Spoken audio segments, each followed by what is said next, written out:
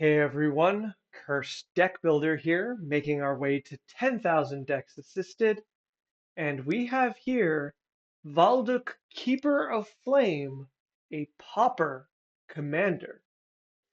Pauper Commander is a format that I only have, slight knowledge of. I've never built a deck for Pauper Commander, but I think it is a particularly fun format. I already really like Pauper, and the idea of Pauper Commander is even more interesting to me, as I think, one, the accessibility of it should be rather high considering the cost of Commander decks these days, but also two, the fact that you can use any uncommon creature, though we're using a legendary, is particularly interesting to me, and I think it creates a lot of variety in the format, and is definitely something for people to check out if they haven't had a chance before. So we got this deck from Slimy Horse, who says that this deck seems to run out of steam, with the restriction, of course, being Pauper only cards. Before we go any further, I would like to send a personal message to Slimy Horse. Hi, Slimy Horse. You sent me 3 decks, but for 2 of them, the links you sent me was an Amazon link to a thermal camera. So unfortunately, I only got one of your deck lists, being this one. If you'd like to resubmit those deck lists to get them to me, I would love to see them. But in the meantime, I guess I'll have my eye on thermal cameras. For everyone else, and I guess for Slimy Horse as well, in case they don't have it on hand, the deck list will be in the video description below. I highly recommend you go and take a look at it yourself, especially if you haven't seen Pauper EDH before, because I think it's called PEDH sometimes. But Pauper Commander, the decks are very different than what you'd expect, but that does not mean that they are weak. It is a common misconception, especially with any Pauper format, that the idea is that when you can only use commons, your decks are going to be weak. I find that they're just not as flashy.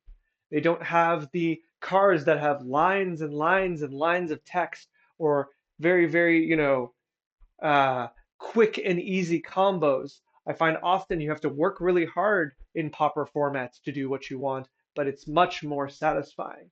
And cards tend to be just much more straightforward. You know what they do, you can read the text, you don't have to worry about, external things most of the time. I want to say that, but there's a lot of tempted by the ring that's in common, so maybe that's something the Pauper format should be prepared for.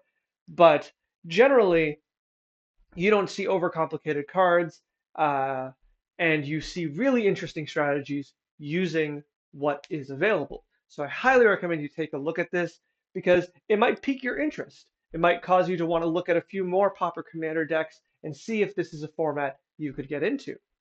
Hopefully on a budget too. So who is Valduk, Keeper of the Flame, and why are they our mono-red Voltron commander? Well, thankfully, this is a pretty straightforward Voltron commander with a bit of a twist. Valduk, Keeper of Flame is a 3 mana red human shaman at 3/2 who says at the beginning of combat on your turn, for each aura and equipment attached to Valduk, create a 3/1 elemental creature token with trample and haste, and at end of turn, exile that token. This is a Voltron commander that does not have to attack, something I particularly like, that you can load Valduk up with equipment and aura, and if you don't have a profitable attack with him, you can just let all the elementals he summons go at it themselves, and then keep your commander safe while still doing damage across the board. Something that is easy to see that this deck's game plan is to play Valduk. We can see we have a third of the deck is equipment and artifacts to attach, and another percentage, 10% is enchantments. We want to load Valduk up with as many attachments, let's just say, as possible, and then let his passive ability or his triggered ability do the rest. So first thing I want to look at, as always, is the curve. And you can see this is a very, very, very nice curve. This is a deck that works as a form of combo deck, right? you're creating a critical mass of equipment and auras on your commander. You're trying to attach them all and then let the deck just kind of play itself. So we have very few really big spells. In fact, the curve ends at 5 with a single card, which is Thermopod, which we will get to, and just a few 4 drops. I think this is rather good, though. I think I might be suggesting 1 or 2 cards of higher mana cost. I do really, really like that we have such a low curve. It is something that is particularly useful in a deck that doesn't have access to Soul Ring. It doesn't have access to, uh, you know, I'm assuming a Soul Ring is at least uncommon. Otherwise, I imagine it would be here. But um, it doesn't have access to fast mana in the same way you might have in regular Commander. And so, in order to deal with that, we have reduced overall, you know, the mana cost of the deck to adapt to it. Now, I have a few suggestions to kind of allow us a little more freedom, but I do think this is a particularly strong strategy. That being said, um, something that catches my eye is that we have 28 mountains. That seems very, very, very low, considering that we need to hit 3 lands at least to play Valduk, and as said before, we just have very few mana rocks. Expedition Map can grab us a land, only a mountain, but a land nonetheless, and is unfortunately requires at least 2 lands in play to activate. Same thing with Wayfarer's Bauble. Arcane Signet is also 2 mana, so we are a little low on, lands than I would like. Considering that we're also playing cards like Thrill of Possibility, which allows us to be tossing out some of these cards in order to regain or make up for the fact that we're low on lands, or we have superfluous cards. We can kind of add a few lands without much of a problem. So the first thing I'd like to say just right off the bat, and we'll talk about cuts in a second, but I'd like us to go up to at least like 34 lands. I think 28 is far too low for a deck like this. I think you're going to find yourself, at the whim of certain setups. Excuse me, at the whim of certain setups, and your opening hand might have to be mulliganed several times so you can hit that 3. And yes, if we hit that 3, we're pretty far into the majority of our deck. But one of the things that we have to remember is that a lot of these equipment have equip costs, and we need to be able to pay them in addition to continue to play different cards. So, all in all, I think we do have a bit of a mana problem, and the first place to start is adding lands and going to at least 34. I think we can go higher without much penalty.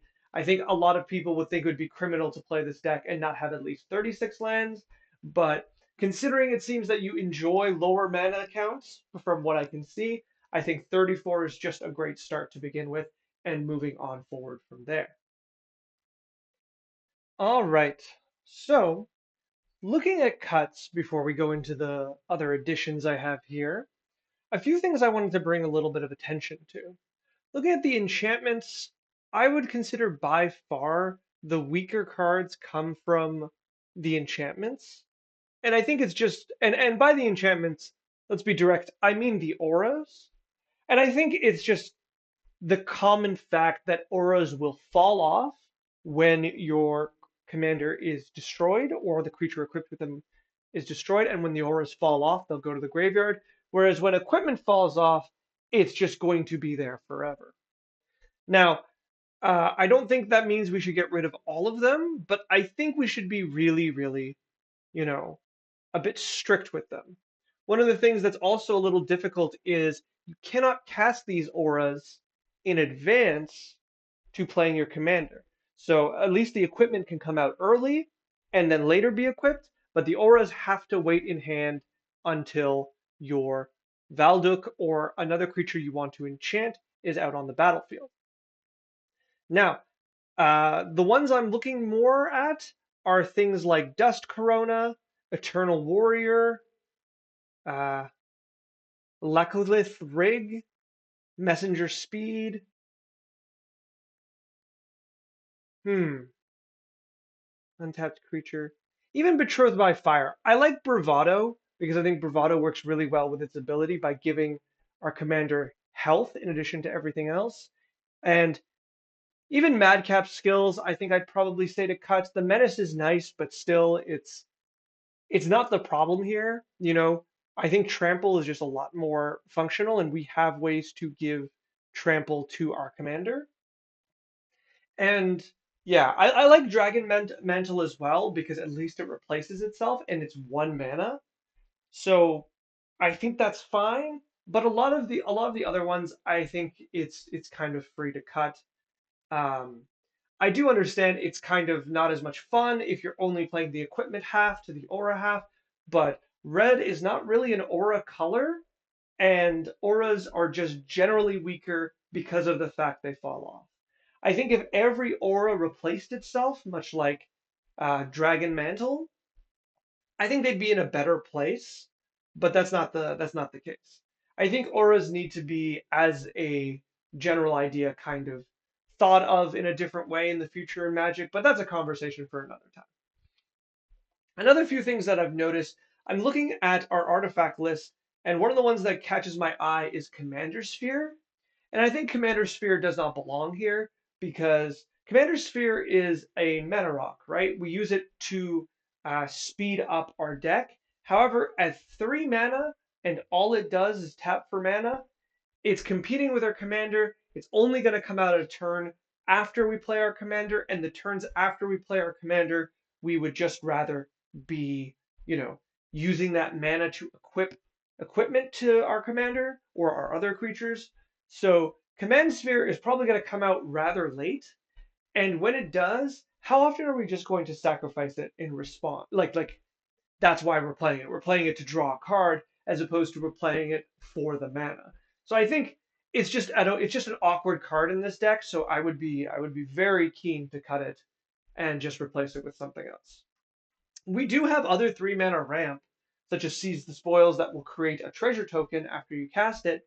But because by itself it allows us to, discard a card, draw 2 cards. It's not just you know, mana ramp. You're using it for the card draw primarily with the benefit of getting a treasure. So Commander Sphere does kind of stick out. To an extent, I think as well, perhaps we have to be a little critical about a few of these cards. I don't know if the answer is to cut some of the weaker ramp, because Star Compass, for example, comes in taps for 1 color, and doesn't further our game plan as much. Whereas some of the cards I'm going to suggest, spoiler, treasure related, do other things in addition to making treasure, and I think makes them a little better.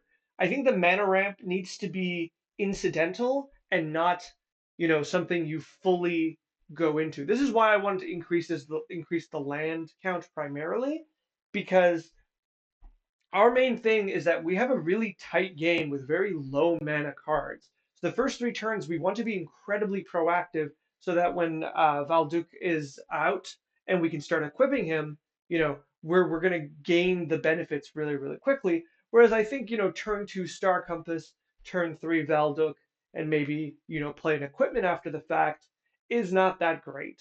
The only thing we can really do, and I guess this is something to be said about these cards that I wanted to cut, is that if you have an additional red mana, you can then immediately equip Valduk to start getting the effects.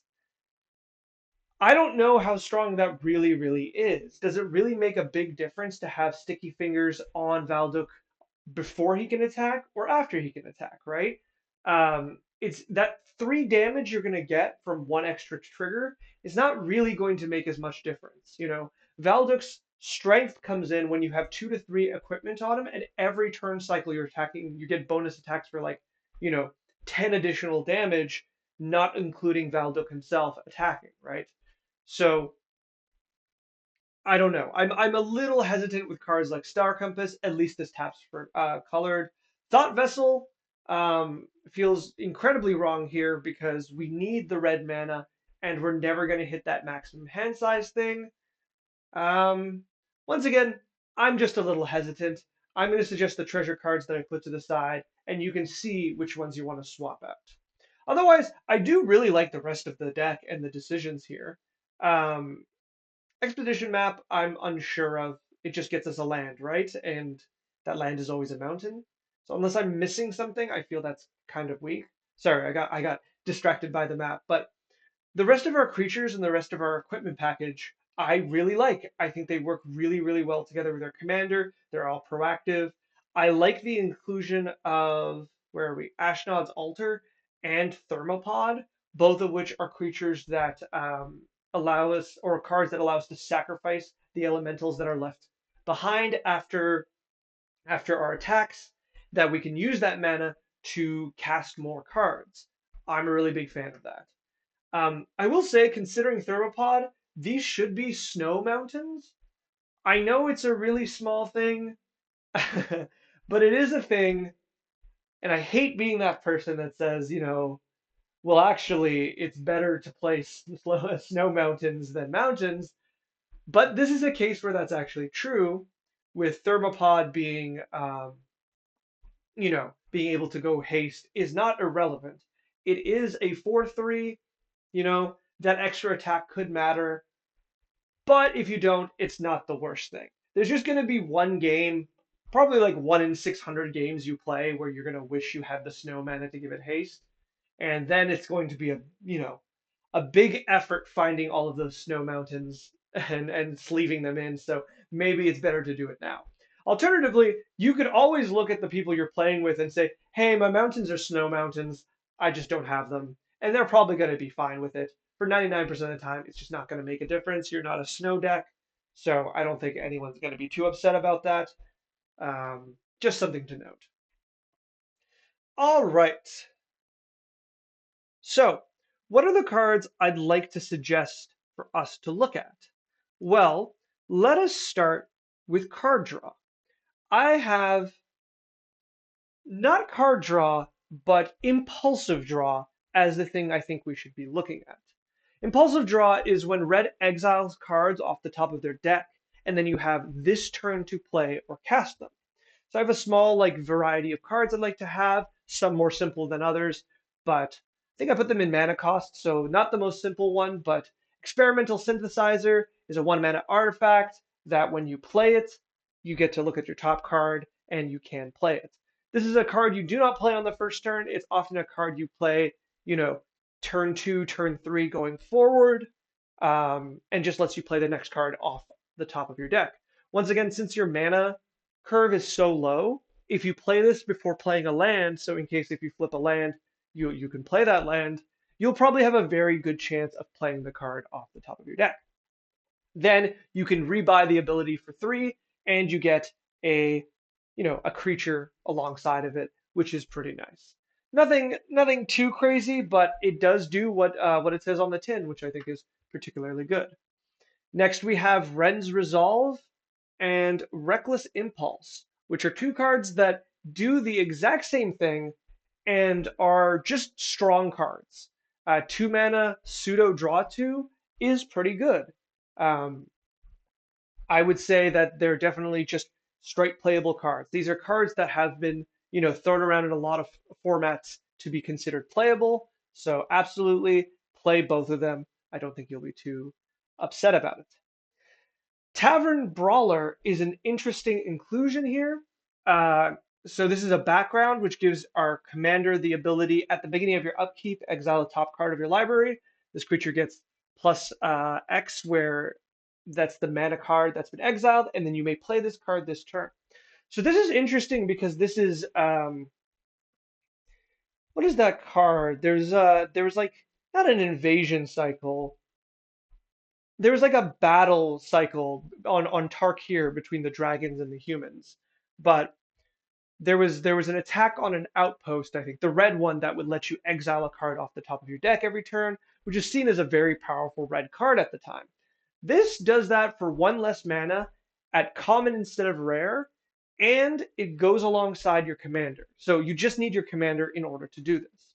So even though technically it competes at the mana cost of your commander, it actually doesn't work without your commander. So you would actually never cast this card before casting your commander, which I think works particularly well. So you're never tempted. And then being able to pseudo draw an extra card a turn is pretty good. The fact that it boosts the power of your commander, I think that's fine. It's not the main reason you're playing it. You're playing it to get an extra card per turn. And once again, considering how low your mana base is, your mana curve is, you're most likely going to be able to get value out of it. I have one more with Galvanic Relay, and this is the one that I'm kind of hesitant on. This card exiles the top card of your library. During your next turn, you may play that card. So you can't use the cards that you exile on the turn you cast this, but you can play them next one. And of course, the main appeal of this card is it has the text Storm. So, how do we play this card? Well, that's kind of the trick here, right? Galvanic Relay is really, really strong in this deck a few turns in. When you have things like, Thermopod or Ashnod's Altar and Valduk already has, like when you are ahead and you're doing what you wanted to do, you know, Galvanic Relay is really, really good because you can cast one or two of these, low mana equipment, and for each time you do, before you cast Galvanic Relay, you can get an extra card the coming turn, right? Now, once again, I brought up the slug and I brought up it is a slug, right? Yeah, it's a slug. The slug and the altar because those cards work really, really well with Galvanic Relay because they just represent more mana in hand, so you can cast more spells and get a few more storm count, as you play it. I think that's rather good. However, I will admit Galvanic Relay only really does anything when you're like ahead by, or at least you're in the process of doing what you want to do. So there's going to be hands where this card just does nothing. And for that, I was also considering if you really wanted this, there's a few more 0 mana equipment. There's two more that I think you should be playing. Where are they? Cathar's Shield and a Quarter's Shield, which was reprinted as a common, or was originally a common. So Quarter's Shield and Cathar's Shield are two more 0 cast cards that you could be playing if you are interested in Galvanic Relay. It is a card that you can't just jam. You have to play it at the right time. But if you play it well, this is a card that can draw you upwards from 3 to 5 cards on your next turn. And since you actually get to see the cards in advance, you can kind of plan out your next turn. No, though be aware your opponents also get to see the cards, so they'll most likely be prepared for whatever you're doing. Okay, a few more cards real quickly, and the theme here is treasure. I think we would benefit by just having not many more, but I have like 4 here, treasure enablers, just to get a little bit of ramp going without, stopping your main game plan. Gilded Pinions is just a piece of equipment. It gives flying, which isn't really that important, but when Gilded Pinions is played, when it enters the battlefield, you get a treasure token. So this is ramp in a way. It's not permanent ramp because the treasure token only exists for one mana, but that's not a problem because it's just what you need to push into the next section. And then Gilded Pinions can be just equipped to your commander. Flying and evasion, I think, is pretty relevant on your commander. I think it's one of the abilities that you would prefer. So flying most likely better than trample because flying over enemies, if you can get flying and menace, most likely your commander is just unblockable, but flying is probably very, very good. So I'm a big fan of this card. Another card that I felt was missing was Pirate's Pillage. Pirate's Pillage. Say that a bunch of times. Oh no, you do have it. Never mind. You've seen nothing. So here's one that I like that I don't know if this could be considered a staple in Pauper EDH, but I think it's just one of those really good generic cards that you can get away with playing, like an Eternal Witness of sorts. Plundering Barbarian either gives you a treasure or destroys an artifact. I think that's very clean and good. I think you're happy on either side of this. You get a blocker either way. You get to destroy really powerful artifacts, or you just get a treasure and you get to keep going. Granted, this is 3 mana. It does compete with your commander, but at the same time, is that really much of a problem? Because this is just a generically good card you can get away with playing, and you can get a treasure out of it. Nothing too special, but I think it gives you a bit of removal or artifact removal that I think the deck would benefit from. Outside of like, I know you're already playing a Braid, I believe. Yeah. So just having another effect of that could be good. All right, last one I have here. You've been caught stealing. You've been caught stealing um, is interesting because either it gives you uh, it makes all creatures have to block, which is really interesting, or you play it after combat and you get a treasure token for each opponent you hit, which is something this deck can do rather easily. So let's say you can either get 2 to 3 treasures, or you can force blocks on one of your opponents and run all your 3/1s at them, ideally, trading with some of their creatures. I think both modes are really, really good. I think this card is just generally very good in your deck, and I would absolutely play it. I think this is something that fits into the game plan and improves it. All right. Excuse me. All right. Ah, talking so much these days, I've still not gotten used to talking for a few hours every day about Magic. So, looking at Valduk, I think those are my suggestions. I do generally like all of the things that are happening here. Once again, I am not the most, you know, knowledgeable when it comes to Pauper Commander and some of the cards you could be adding here. I hope someone who likes Pauper Commander comments down below to help you with that kind of thing. But for me, the general avenues I want to attack in is things like the mana curve, the mana base, you know, a little bit of card draw through impulse. I think these are generally good directions you can go into, so you don't feel like you're running out of gas so quickly. After which, if you make these changes and you like to send us another draft, I would love to see another draft of this deck. I think it's really fun. It does make me want to play Pauper Commander, which is always a great time. And I think my friends would be rather mad if I try to convince them into starting another format. I've done that quite a few times recently, so maybe I'll hold back on Pauper Commander for a bit, but they'll definitely be in the back of my mind. If you have any other deck you'd like to send me, for example, the decks that you tried to send me but sent the wrong link, there is a form in the video description below that you can fill out. And if you'd like me to get to your decks next, like, you want to skip the lineup is somewhat around 300 decks at the moment. Um, there is a link so that you can skip the line there. And as always, if you could like, comment, subscribe, ring the bell, do the YouTube thing, I would be incredibly grateful because it helps the channel and helps us see more decks and, create a better community. All right. I like Valduk. Every time they print him into like different sets, I feel like he's gotten a lot of reprints. I think he was just recently reprinted into the March of the Machines thing. I could be wrong, but I have vivid memories of that. So I want to see him as a commander. I think he has a really fun ability that you don't see often in red, and he makes a very interesting, you know, Voltron commander that I think can be really fun to play. So good luck with the deck, and I'm excited to see more.